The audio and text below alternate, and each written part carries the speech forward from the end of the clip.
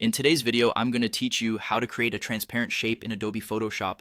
Whether you're a beginner or just need a quick refresher, this guide will walk you through each step clearly and thoroughly to help you create stunning visuals. Let's get started.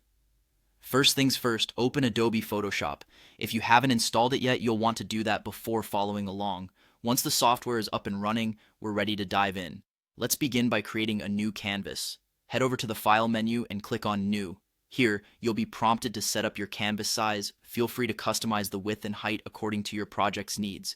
Typically, a larger size leaves more room for editing, but if you're unsure, going with default settings is a safe bet. Once you've made your selections, hit Create to open your canvas. Now, with our canvas ready, we're going to draw our shape. Look for the Shape tool in the toolbar, usually located on the left side. Click on it, and a variety of shape options will appear, like rectangles, circles, and polygons. Select the shape you wish to create. For instance, if you're looking to make a simple square or rectangle, click on the Rectangle tool. With your Shape tool selected, navigate back to your canvas. Click and drag your mouse to draw your shape. As you drag, you'll see the shape forming. Don't worry if it's not perfect on the first try. You can always adjust it later. The key here is to get a basic outline. After drawing the shape, we want to isolate it for editing, so we make a selection of it. To do this, hold down the Control key or Command on Mac and click the layer thumbnail in the Layers panel. You should see a set of marching ants appear around the shape, indicating it's been selected. Next, to achieve transparency within your shape, we're going to use the Background Eraser tool.